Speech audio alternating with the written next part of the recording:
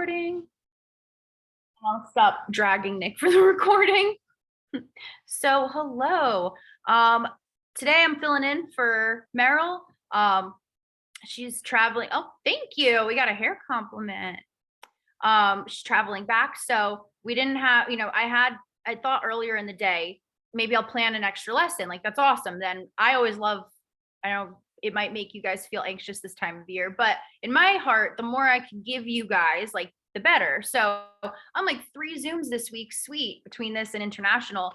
And then like around 2, my voice started cracking and I was like, okay. It's particularly dusty in here lately. So I didn't want to prepare some like spiel here, and have it be delivered not as well as it would be on a Monday. So I figured still have the time, I have it blocked off. We do a little Q&A, and see what we could get into. You guys are so nice. Thank you. Right? Isn't it? It's so funny. So like nice from here up because I had a staff meeting, but like, wait for it. Wow. These sweats have so many stains on them. Like the crotch is like a mile long. Like these are the dumpiest sweats. Hold on. And we got some Crocs. Meow. So a pretty vast difference from up here to down there. But thank you. I will take the compliment. Make sure. Ooh, let me turn off the waiting room here. Okay, so let me dive into some of the questions and the topics that people have brought up since I asked last, but I want to encourage you guys to also, join in if you have anything you want to know now, now that you're tuning in live. There is nothing taboo. There's nothing off limits. Trying to think. If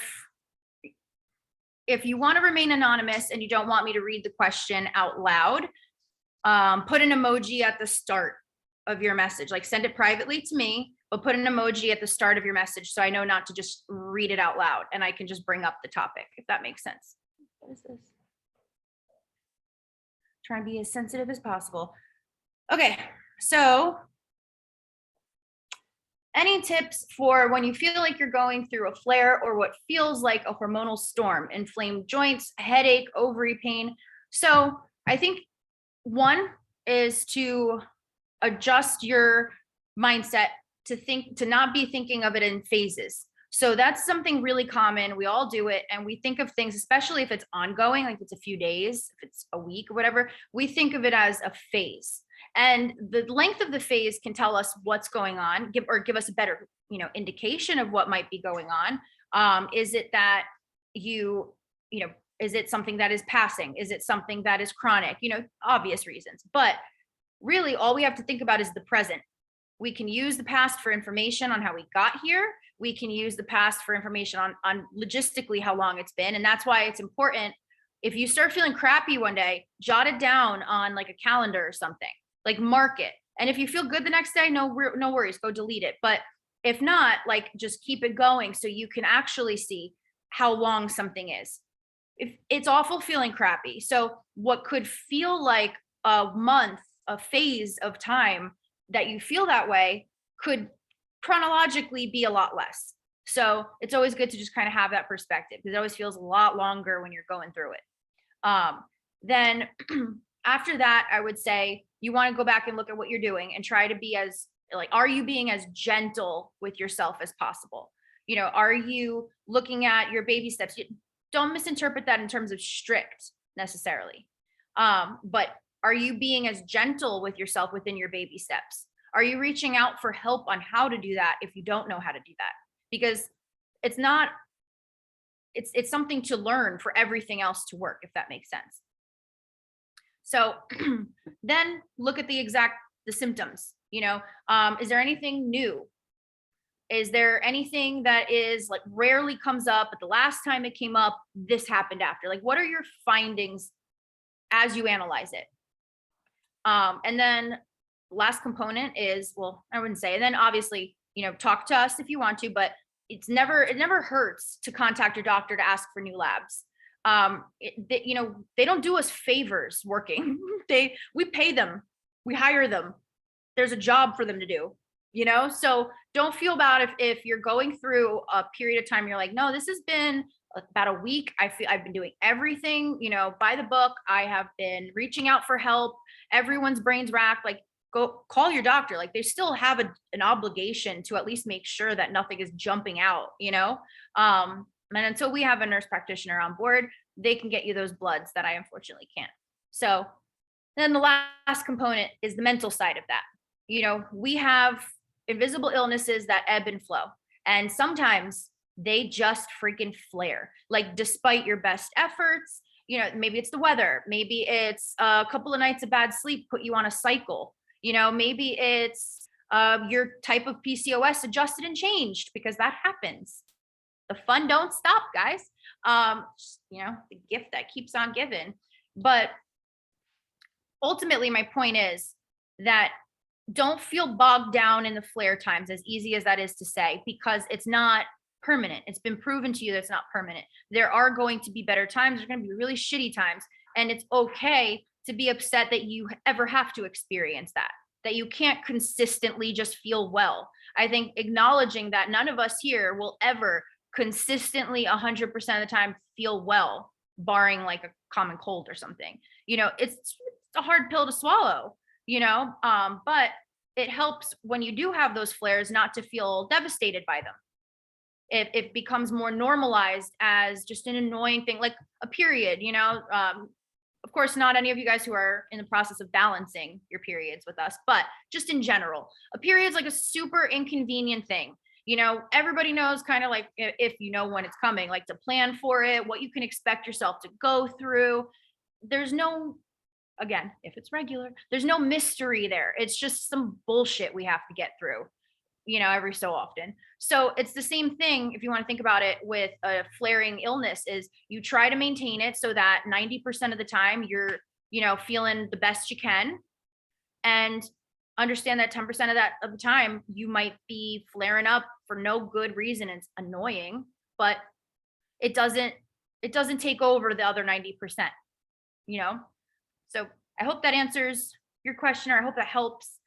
Message me more specifics in depth so we can like tweak baby steps and for you and figure out exactly what might be going on, because we might be ready for another baby step that could help.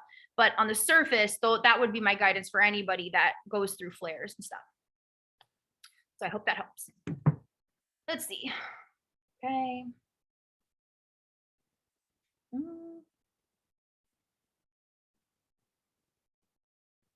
the hell did I get that question? I know I have a good one. Sorry, I got like some random, I got like private Facebook messages, and then I got texts, and my inbox is a disaster. So.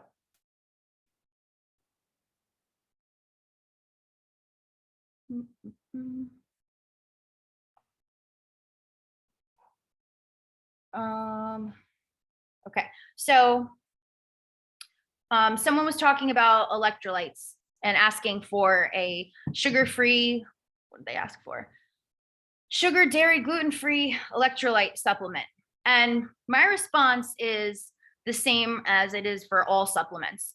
I am cheap, y'all. I honestly am. Like, everything I do that you see me doing in this house, like, I try to do it the cheapest, like get the nicest thing I can for the cheapest amount of money possible. It's like my whole shtick. So I hate spending money on supplements. One, because I forget to take them consistently, and I'm not going to sit here and be like, oh, I just got to get better at it. How long have we all done that shit for, right? It doesn't work. It's okay. We're all still cool. But I'm not going to sit there and spend so much money on stuff that I don't even really know what's in it. Like, there's no real deep regulation on supplements in general. And honestly, I don't know, maybe it's my dad is a VP of a pharmaceutical packaging company. The amount of recalls that happen on really innocent stuff like vitamins and things like that all the time. Like, they had a massive recall because there was like children's vitamins, a main brand. I think it was through Bayer. So I think it was like a Centrum brand children's vitamin contained Formica countertop in it. Literally, that was like a recall. They had to send back pallets and pallets of this stuff. It was a big thing. I worked there one summer and I was like, this happens? Evidently. So my point is, one, I don't really trust anyone. I'm a big skeptic with that. Medicine has a lot of regulations and stuff, and I still am weary of that. So, I'm really weary of some private brand making a supplement for health and feeling okay about it. No offense to them, and two, you don't know 100% what you're getting. You also don't know how much efficacy you're getting because stomach acid.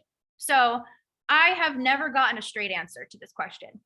And I've asked professionals. I'm not trained in this area, so I don't care to look stupid, right? There is no way to guarantee how each individual's stomach reacts with a medication or a supplement to know how much of it is even effective. How crazy is that? Because we all have different levels of stomach acid. We all have different time for digestion, just it's a lot. So that being said, yeah, taking a supplement may help. But I especially am not going to spend money on a supplement if that might not have full efficacy, if I'm not having every other duck in a row. Like if I'm not doing everything else that doesn't cost a ton of money or require me to remember taking it to make me feel my best and to reduce my inflammation and get my hormones balanced and all of that, then I don't want to waste the money on something that's only meant to supplement what it is you're doing. Like it's only meant to kind of be an added boost, but it's never going to replace, it's never going to do the work for, hold on. I forgot I was going to do this. I found chocolate seltzer, like diet chocolate seltzer at the grocery store right before this. I'm going to try it on here and I'm scared. So please hold.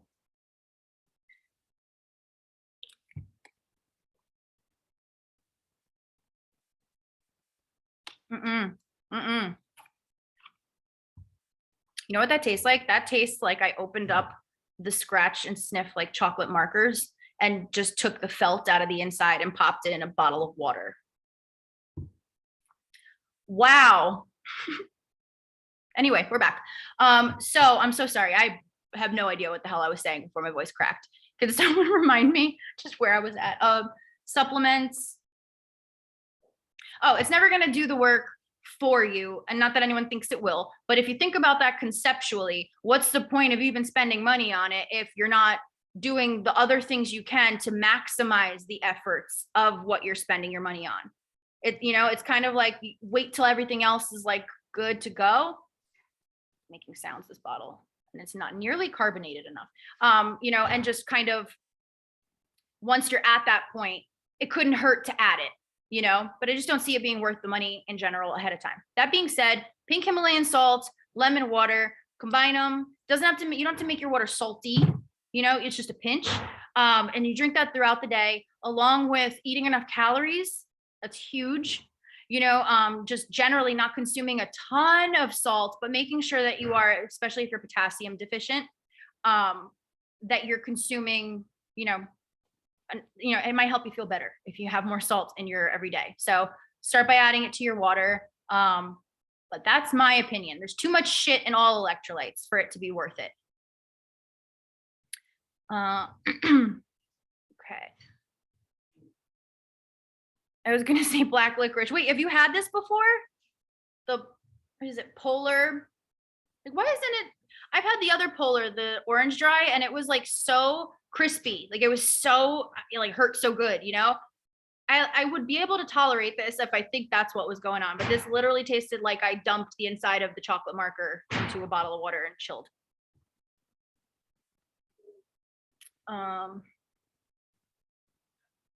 Brush your teeth before you put your lipstick on. That's what I say about doing the basic stuff before you get fancy. I love that. Speaking my love language, I love an analogy. That's amazing. So I have one more question that you guys pre-sent me. So the pressure's on, y'all. Send me in the chat anything you would want to hear me talk more about, dive deeper on. It doesn't have to be a question for you personally right now, but just something that comes across your mind. And I see one here. Can you talk a little bit about eating after a certain time? Like, is it best to stop eating around 6? I keep hearing about intermittent fasting and I don't know if it's crazy or not. Okay. So I'm going to be honest, and I don't ever judge anyone if they disagree with me. This is not the kind of program where I am like a dictator and I'm going to be like, no, if you don't agree, get out. I don't, at the end of the day, I'll be fine if you don't care, so I hate intermittent fasting. I think it's absolute bullshit. I think that a lot of the things we do and how we eat is absolute bullshit. And you guys know that enough by now. But for me, intermittent fasting is just, it raises a lot of disordered eating red flags, because there's a lot of, you're not allowed to eat during this time and then you'll be skinny. And that is a slippery slope. It's a slippery slope whether you start getting results. It's a slippery slope whether you don't get any results. And if it's not in your nature to do it that way, it's just not beneficial health wise. A lot of people with hormonal issues, it makes it far worse. And you won't know until you've tried it and you're now seeing, oh, it's far worse. And no one wants to be in that place once they're, trying for the opposite, especially with something as hard to do as intermittent fasting. I use this example a bunch this week. One of my favorite new analogies is, think of it as your body is a factory. And would you rather have this factory operating where it's getting orders consistently throughout the day that it's fulfilling and sending out? Or would you rather have a factory that is operating 2 hours a day and that's the only time it can get all of its orders fulfilled? So by spreading it out, that way, oh my God, why did I lose my train of thought completely? This is why I didn't plan for this at all. But stop eating. So, by spreading out the way you're eating, that is the best bet. Now, that's not always possible. If we're running around like crazy, if we're fighting not having a chemical appetite, having ghrelin issues where we're only hungry once we're physically starving, those are all obstacles for us to troubleshoot and work around, right? But the goal ultimately is to not even, it doesn't need to be a meal, just to eat, just to get a dose of calories throughout the day so that your factory is running smoothly throughout the day. It's not chaos for a short period of time. You're not flooding your system with your food in a short period of time. You're giving it a chance to kind of, work at a good pace. Does that make sense?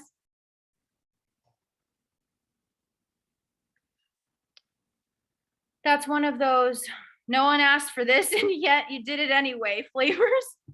Like the pumpkin spice flavored boozy seltzers. Oh my God, that is 100. I saw it and I was like, I'm going to get it just to see what it tastes like, because I can't even imagine why anyone would want that. Like, I love chocolate, don't get me wrong, but I didn't for a second have any premonitions about this being delicious, but I didn't think it'd be this bad either. Whew. The orange dry is like amazing. I highly suggest, but make sure you get diet. We looked at the label of the regular orange dry because they're sold out of the diet, like it is everywhere. So annoying. And the regular one is 40 grams of sugar per serving. A bottle this size had 130 grams of sugar alone in it. Let me see how many tablespoons that is. Hold on.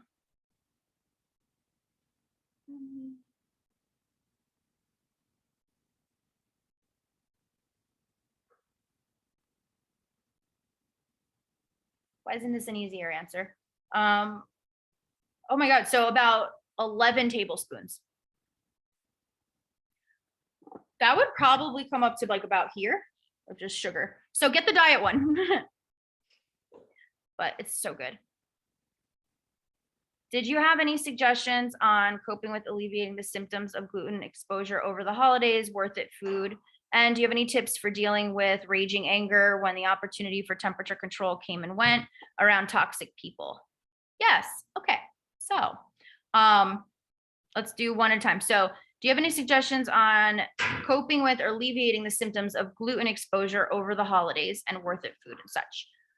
So definitely I would say the worth it questions, I would have those, on you. Whether it's, I don't know if you're old school and you like to have things printed out, you can even laminate it if you get into it that way, whatever. And at first I just had it, I honestly made it a background on my phone. So I had it all set as the background on my phone. When I swiped over, what is that? That's a weird ray of light that's bouncing off that. I'm like, there is no light beeping on my phone right now. But so when I have it here, I had an empty thing on the side, and now it's my girl, and I would have the worth it questions there. Or you can just keep it in your notes on your phone. Those will help you a lot in the holidays, but they won't really mean anything if you don't shift your focus, put as much effort into purposely making extra substitutes that excite you. Like that should be where the effort is during the holidays, is to counteract what's tempting, what's difficult, what isn't worth it, but is easily justifiable because of the environment that we're in right now and the time of year it is. Make sure you have a lot of fun and exciting stuff. It will, not that it's going to completely replace those foods, but it will really, really set the bar on how you want to feel. Like something's going to have to be really, really special to be worth feeling gluten sick. If you have so much stuff that you actually enjoy around that doesn't leave you feeling that way, it'll be less desirable, so it makes it, as much as it seems like that's just like, I should just say no. That's everyone's go-to, but trust me when I tell you, easier is better. Make it fun. Put your effort into making it fun. Now, the second part of that is how to alleviate it when you're going through it. Do not compile it. Do not go and get the gallon of milk and pour it right over the little bit that you spilled, right? Because that's when we go and we're like, well, screw it. My stomach's distended. I feel like shit. I'm mad at everyone. Like, this sucks. I can't believe I did that. I'm just going to eat this and then I'll deal with it later. It's important to, in the moment, recognize and say, like, I want to do that, but I know that that's going to piss me off if I do that. So what am I going to do instead right now? And I know in an hour from now, I'll be glad I did that. Now, with gluten, when you're going through it, make sure your baby steps are being adhered to. That's what that translates into. Don't compile it. Make it easier on yourself and look at your baby steps. If you're struggling with that because emotionally, you physically don't have access to other foods, whatever, text us and we can troubleshoot like more thoroughly for your situation. But the goal should be some TLC. If you have gluten exposure and you're feeling like crap, the more stress, physical or mental stress you're having, so like working out and stuff like that, the more just, the less you're able to actually just recover, honestly, the longer it takes. Then that being said, heating pads, comfy clothes, a funny, pick out a show that, like a movie or something. Like mine's Django. I can watch Django a million times. I love it. So that which is an odd choice for an uplifting night. But anyway, I'll put that on because I know I can just veg. I don't have to think. I don't have to pick anything. I don't have to look at trailers, or just put Django on and I can veg. Don't try to see what your minimum, like your bare minimum is at work, that I'm not going to get fired if I take a few days where I'm not a rock star. Do your bare minimum, like purposely take it easy on yourself, because then you'll recover quicker. What else? Last, hydration. I know we all hear it. And a lot of you are really just good at hydration naturally. Kudos, not me. I have to remind myself to drink every day still. So that being said, all I have is this shitty seltzer and I'm so thirsty. Hold on. Why? Oh God, it's so gross. It's like so artificial after the fact.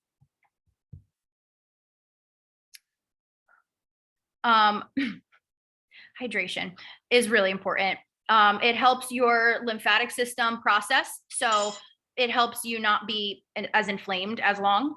It helps your cellular turnover rate. So it helps your digestion move quicker, helps you poop faster if you're backed up, helps get rid of anything that might be irritating your digestive tract faster. As annoying as it is, I'm going to say the old adage, just drink more water. It could be other stuff. Doesn't have to be perfect, but stay friggin' hydrated. Let's see. Tips for dealing with raging anger when the opportunity for temperature control came and went around toxic people.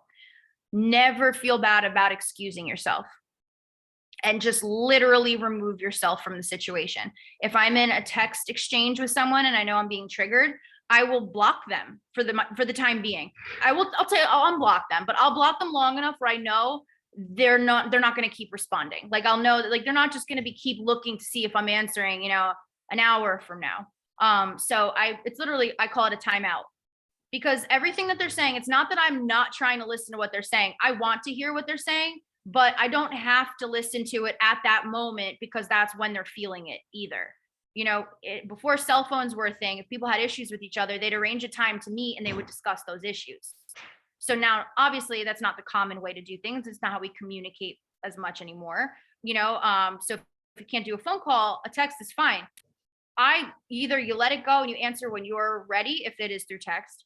You let it go and you answer, when you're ready, and that's how you excuse yourself.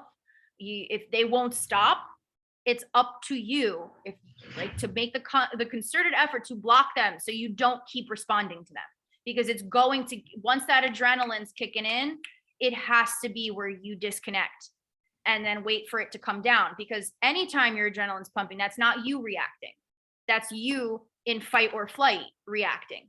And we shouldn't always react the way we would in times of crisis to everything regularly, but we have an imbalance. So if someone's triggering that in you, you can completely just excuse yourself. If you're in person, you can say, I'm going to use the restroom, and just go and just put some water on the back of your neck, do your embracing. So recap, shake your hands out. Remember this. Good thing with your shoulders. Then your head. Oh my God. Did you guys hear the cracking? Then you do the crazy smile. Oh my God, my teeth look so bad. What the fuck? And then release. And then raise your forehead as high as Botox will allow. And then I'm proud. And then release. No, there's still some movement up there. But then that's embracing. You want to do that as much as you can. It's not supposed to make it all go away, but it's supposed to help take out that part of the puzzle where your body is physically bracing for impact. And that will help you calm down the cortisol faster. If you're getting so triggered that the bathroom's not enough time, don't feel bad about leaving. And if you feel like a jerk for leaving, right, look at the situation. Are they intentionally being rude or controlling, manipulative, whatever, towards you? You have a right to leave. Are they not intentionally being that way? You have a right to leave, collect yourself, think about what went down, and vocalize it to them in a normal way, in a casual way, so that you guys can discuss it. And ideally, that would lead to good communication and you guys would be fine. If not, it shows you who to make room for. If it's just random stress out of the blue, like random rage and anger, look at the baby steps, including caffeine, eating enough calories, and not getting those calories all in one sitting once a day. And don't confuse high carb for high calorie. You can eat high carb and still be under in your calories. So, and that will make your adrenal trigger will be so sensitive that you'll be fight or flighting, something that typically maybe if someone said it to you, you'd be like, go scratch. But if you're in fight or flight, you're going to be like, engage, and that's what you want to avoid. So cold shower, scalp massage,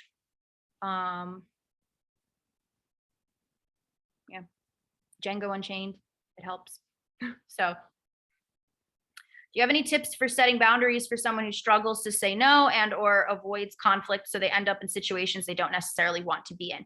Yes. The Zoom I did on Monday, I loved it. I want to do another one just expanding on that one. That was all about outgrowing people, but a lot of it has to do with recognizing people you've outgrown, like recognizing how, if you can't set those boundaries with them, how to deal with that, so that'll help.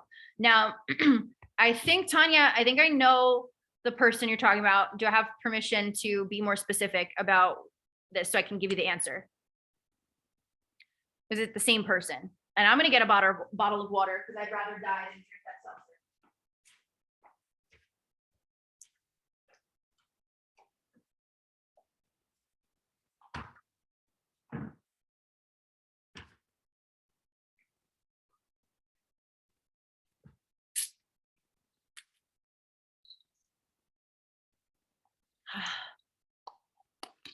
So dry up in here. Yes, you totally can. Okay. So when we're dealing with coworkers, first of all, recognize, is it a superior or is it someone who is literally just a coworker? A lot of times you get a really brash, asinine coworker that kind of just steamrolls you. And but figure out, like, they don't have a right to ever do that. But if they're your level or lower in the workplace, they especially have no right. It's a little trickier if they're your superior, because you can't go around just can't tell anyone to fuck off, but you know what I mean. So if someone doesn't respect your boundaries, the only thing you can do in the workplace is find a way to drown them out, to do what it is you are going to do, to work at the pace you're going to work. So just basically forget that they're there. You could talk to them if you're civil or whatever, but if they are not respecting your boundary, you don't have to communicate with them. And that might seem childish, but you have very maturely voiced your boundary. Let's say, totally, I can get that done for you right now. I'm working on X, Y, and Z. And if I'm able to, I'll do that by 5 p.m. tonight, or, by the end of the workday tomorrow. Well, if that's not good enough, is there anyone else you can ask? I'm able to get to it at this time, but maybe somebody else can get to it sooner. If that's not working, you have done everything in your power as an efficient employee to try and find a solution to their problem ultimately. If that's not good enough for them, that's their problem. They could go to therapy. They could go complain about it and look like a child to upper management, which they probably won't, and that's on them. They don't have to like you. They don't have to appreciate you. That you're not hired to appease them. You're hired to appease the people who need you to fulfill your job duties. So you don't have to flat out say no to them all the time if you don't want to. Like, if you want to say no, say no. But if it's a matter of needing them to just not be so demanding of you, and you don't know how to do that without sounding like a slacker or like not a team player or whatever, you don't have one option to be a team player. It's not do it for me or you're not a team player. They're not being a team player at that point. A team move is to say, hey, can somebody help me with this, and collaborate with whoever is able to fit it in, like not drop what you're doing and cater to me otherwise, So just remember that. Now, if you're worried about them being nasty to you or bad to you, something I wish I learned way earlier as a people pleaser is that you got, I hate this analogy. This is the common phrase. You got to give someone enough rope to hang themselves with, right? Like, you got to give them enough room to see their own faulty ways. If you keep giving into someone and making it easier, like, if this person's a problem, if they're always coming to you to want to pawn their work off on you, if they're always mad, if they're always this, that, the other thing, you don't want to do your best to help them get by being that way. You want them to show those true colors to the powers that be. It might be, I don't know if any of you have experienced this, where it's just in your nature to be the fixer. And even if it's not your job, even if it has nothing to do with you, if you see that there is something you can help with, it's like you feel like, how can I not? Yeah, no, you don't have to do any of that shit. Oh, you're not hired for the person who's asking you to help them. You can offer them assistance in other forms. You can offer them where else they may go for their answer, but someone else not liking that is not your problem. That sounds like they never learned how to deal with their emotions as children. So let that show. Don't try to pacify them. Don't antagonize them. But I'm just saying, don't make it your goal to constantly neutralize them either, or make it so that if they're going to screw up, don't fix their mistakes. Don't go in and put that extra effort in so that they don't like mess up. I know that sounds terrible, but get used to it, because it's so much off your plate when you realize everyone's in charge of their own destiny, right? So I hope that helps. It's such a hard topic, in terms of setting boundaries, because we all have different journeys in terms of how safe we feel doing that, but make sure you reach out if you need help with like a specific way to be assertive that makes your skin crawl. Let's say if you're feeling like, pardon the language, like mind fucked, because you're like, do I have a right to feel this way or not? reach out to us. You don't have to be, sitting there ruminating in it. Like, you have numerous sounding boards here, so whether it's me, Meryl, or any of you guys. Okay. How do you balance work-life balance when work is crazy? I'm using my frog list and it saves my ass, but work has been insane lately and I've been having a hard time unplugging at the end of the day when I know how much is waiting in the morning when I get back to the office. Okay. So what helps with this? Stop thinking there is a bottom of the pile. Whew, that was such a load off my chest, especially running a business. It can get really easy to feel like if there's stuff to be done, you have to be working. And a lot of my clients experienced this when they were remote at the start of the pandemic, or even still now as it changed everything. But stop thinking there's a bottom of the pile and just start thinking about what to do in the time in which you're working. If there shouldn't be a ton of stuff that would cause this like cataclysmic event that, the whole building would burn down, people would lose their lives, all this. Like, there's got to be a cutoff at a reasonable time each day for that amount of stuff, where you can push it to the next day. The trap is when we think, I don't want to push it to the next day. I have so much more to do. If deadlines are rolling, don't add that extra stress to yourself just because you're not going to reach the bottom of the pile. And pursuing the bottom of the pile is usually what stresses us out the most. But if we think of it as just something that's always in flux, like, my Amazon card's always going to have revolving debt around it. I just keep buying shit from Amazon. It's useful and way too easy, but it's like, if you're paying off a credit card, you're paying it off really trying to get to the bottom of the pile, get it down to zero, let's say. But, why we get a lot of perks if we keep like a small rolling balance. So I keep purchasing stuff on it. That's a really weird example. But if you think about it that way with your workload, the day you do reach the bottom of the pile, it's exciting. Like, oh, I can put my feet back. But pursuing it makes it more stressful. I hope that helps. And tell me specifically if it's a good theory, but like you want to give a little more clarification or like background, definitely send over. Struggling with the same thing lately with people feeling their lack of planning and communication creates emergency for me. The next step to realizing that you're not responsible for their urgency is, and this, I'm going to say this is going to sound so simple, but I'm going to explain. Don't let if they like that or not bother you. There's plenty of shit that's done to you every day that you got no choice but to deal with, right? And anybody else, they're going to sleep, they rest their head perfectly fine at night, not even thinking about it. So likewise, you state your case. It is what it is. This is my formality. This is my policy. And, going forward, let's try to be on the same page.